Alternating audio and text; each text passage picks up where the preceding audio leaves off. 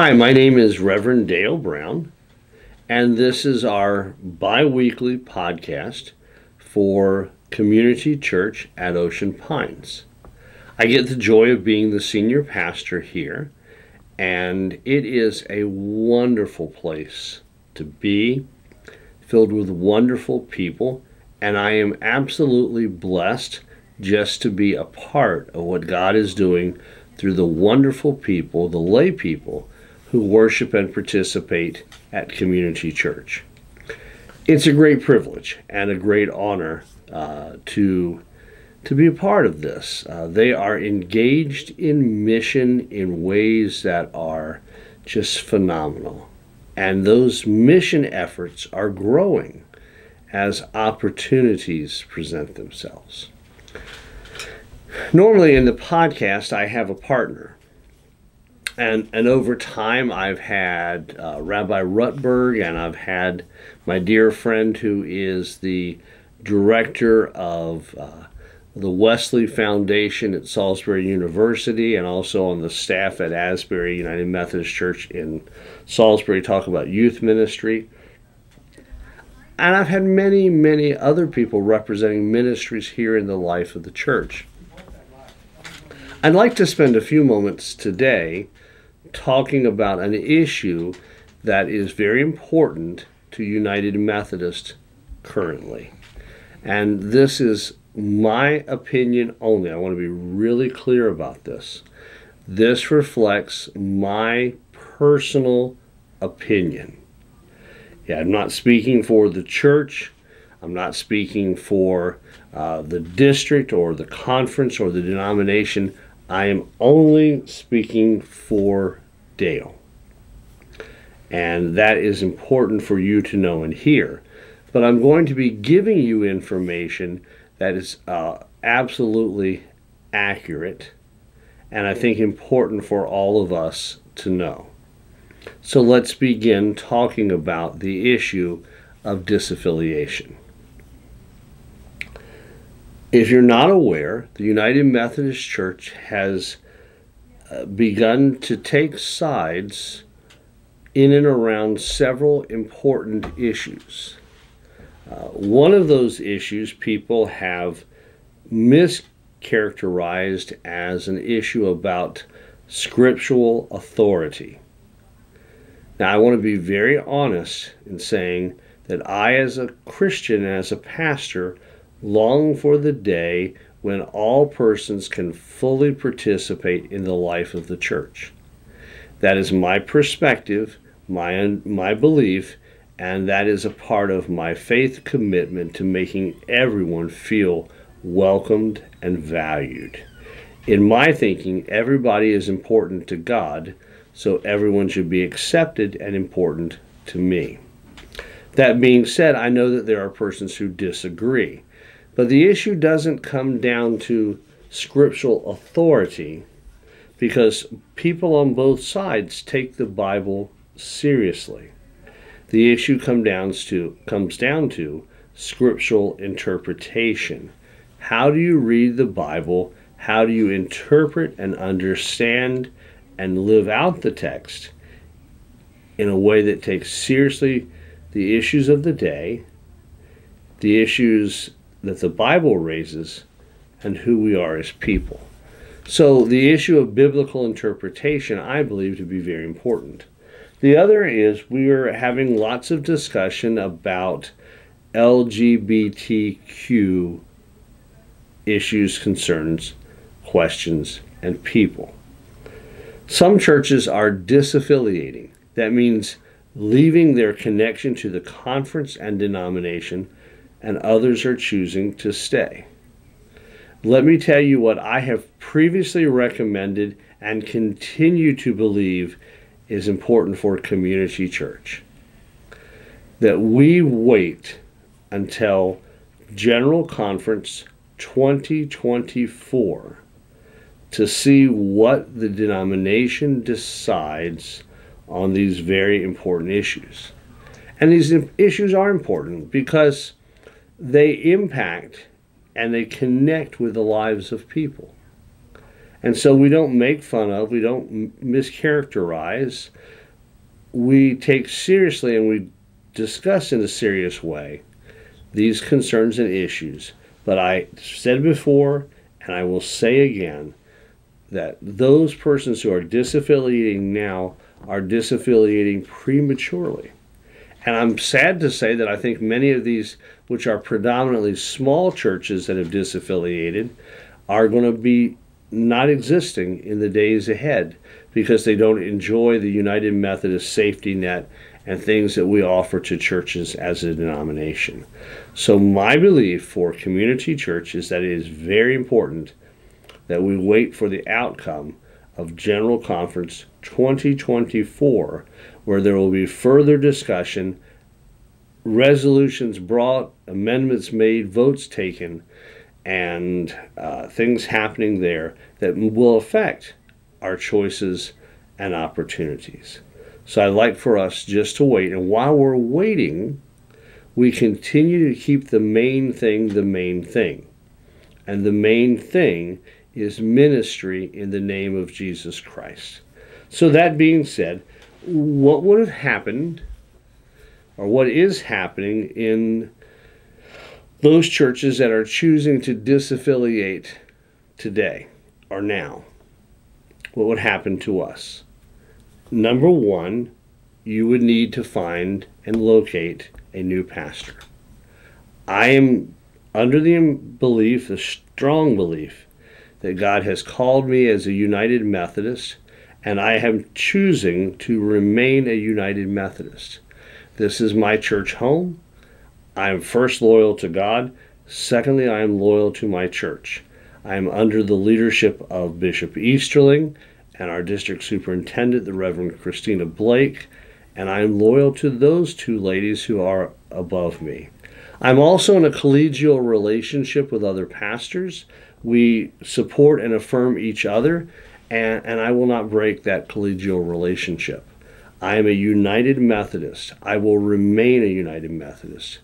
Should at any time in the future this church choose to disaffiliate, at the next available opportunity, I will have asked Bishop Easterling for a new appointment and seek to do so under her authority and under her leadership.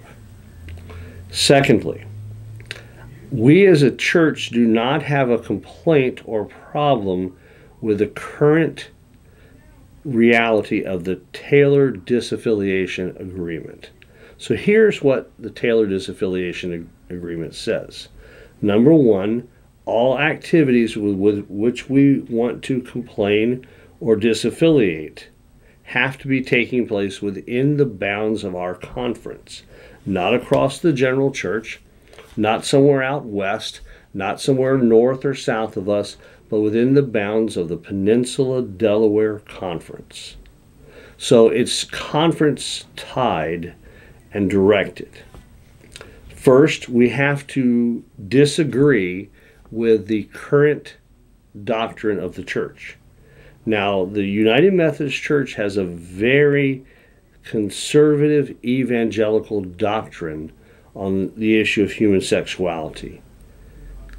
Faithfulness in marriage, to be chaste outside of marriage, and we believe and state in our discipline, even though I disagree, that homosexuality is incompatible with Christian conduct and character. Now, you might agree with that, you might disagree with that. That's okay. We're all entitled to think and feel and believe as God calls us, even though we have to live by the covenant we have made through the book of discipline. So, if you disagree with that, that is certainly important to you. But we in this conference have not violated that reality. We in this church have not and will not violate that reality. It is in the book of discipline. We work inside the life of the denomination to make changes. We don't attack and criticize and leave in that sense. The second part is that we believe that the conference is not taking seriously those rules. Now, in those rules, there are serious consequences for clergy who do same-gender, same-sex marriages. We lose our pension, we lose our ordination, we lose our appointment. We are faced with trial. There are no realities for laity, only for the clergy who participate. But in the bounds of our conference, the second thing that the Taylor disaffiliation agreement says is that we have to believe that our conference leadership is violating that. Well, let me say to you, to the best of my knowledge, we do not have any practicing gay clergy.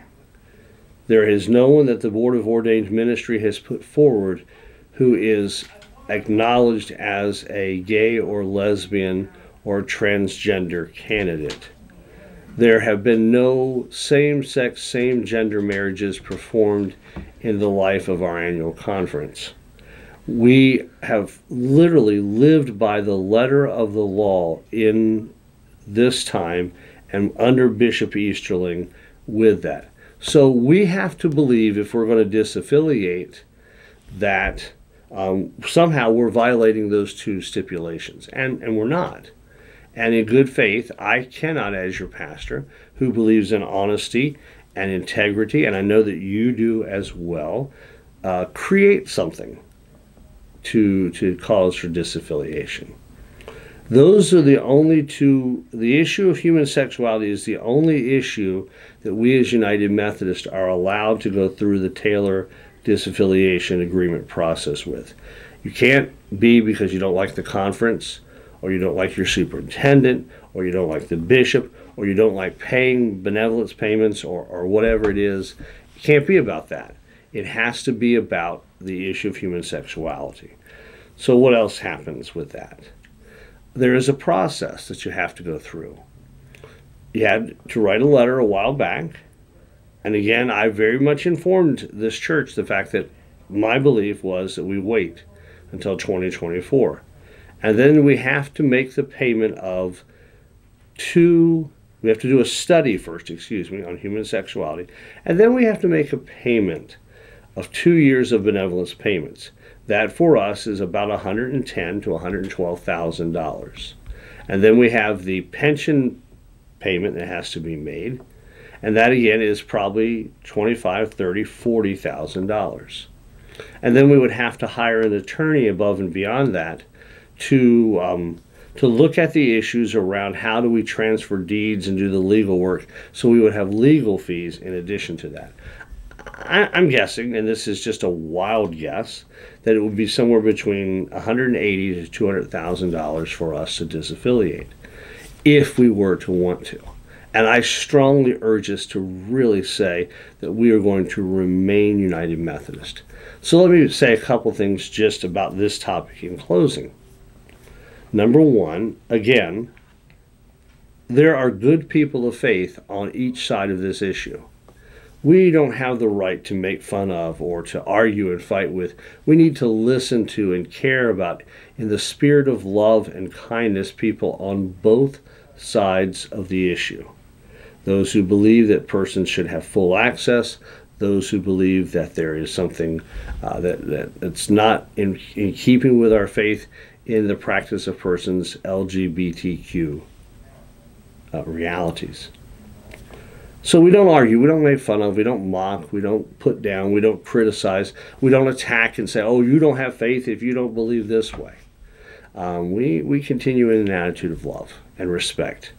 Secondly, and I think this is very important as well, we continue in love with those people who have disaffiliated and have chosen to go a different way. But we also continue to be supportive of and to perhaps welcome into membership here at this church those persons who have said, I want to remain a United Methodist even though my church is disaffiliating. Number three, I think we talk about the issue. It's not a secret. We all know what's going on around us. It's okay to raise issues. It's okay to come into my office and talk with me about it. I will honestly speak with you, and I will listen to what you have to say.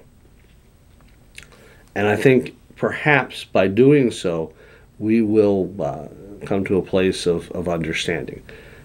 The next thing I would say to you is this. Disaffiliation is painful.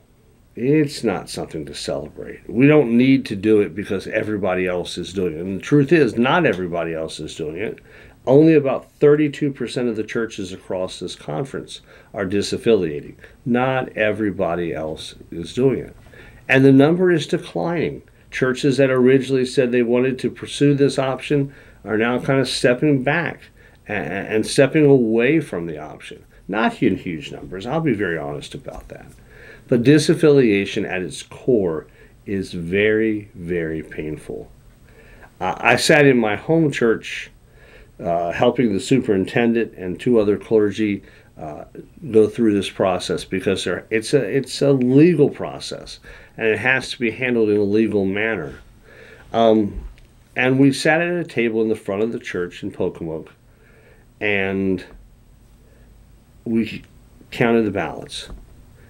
And the thing that kind of swept over me as I grew up in this church, the pew where we sat near the back, because after all we were good Methodists, is in there, and where the table was is where my dad's casket was 10 years before when we did his funeral out of that church.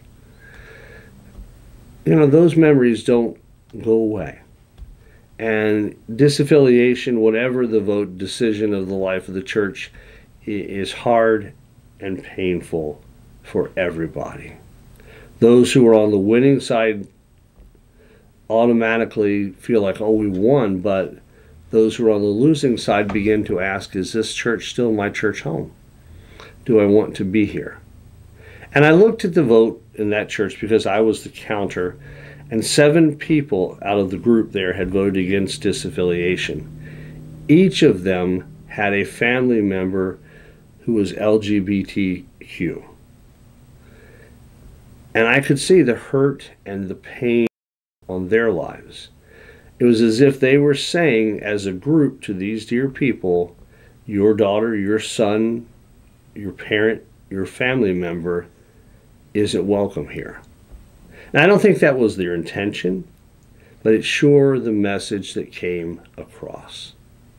So we have to be careful how we do this. And another, as we move towards the end of this podcast, another thing that happens is this.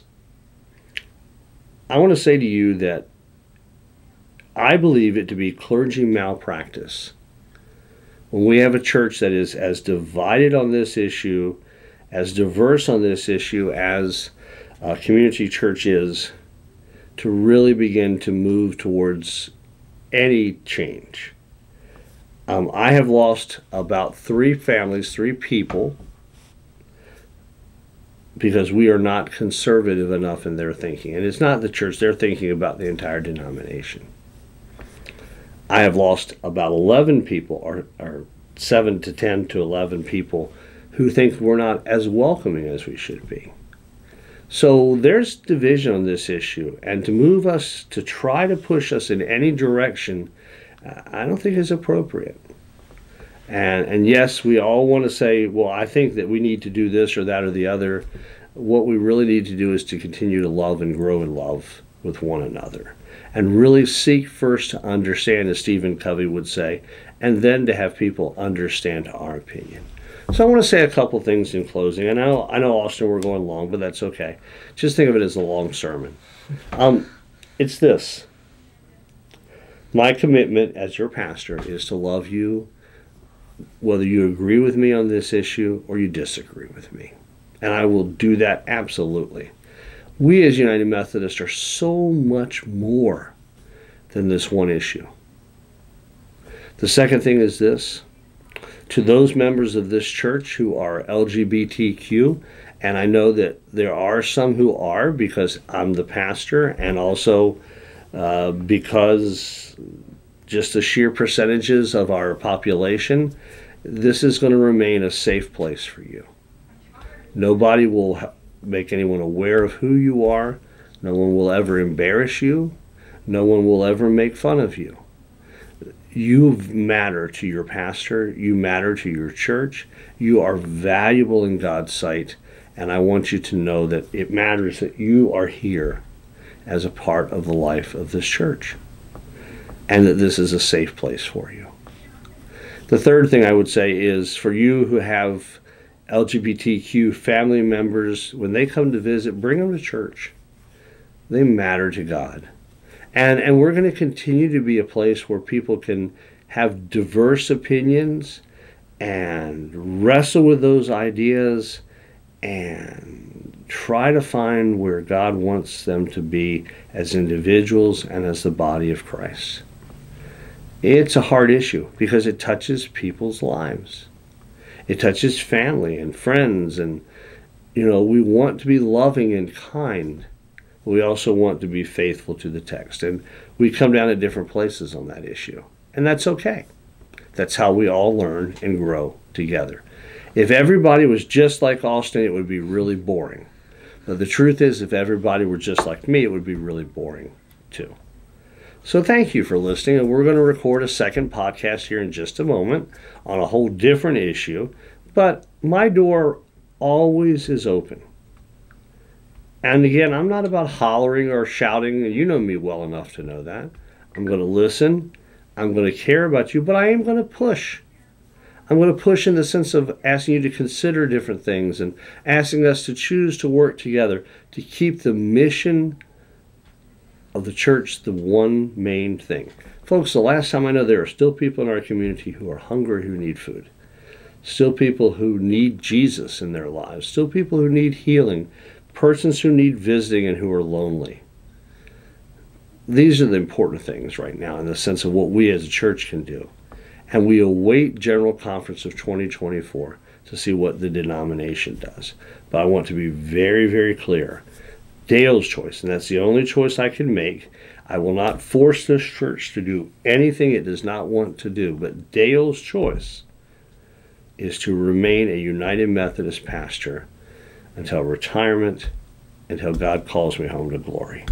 May God bless you and have a great day.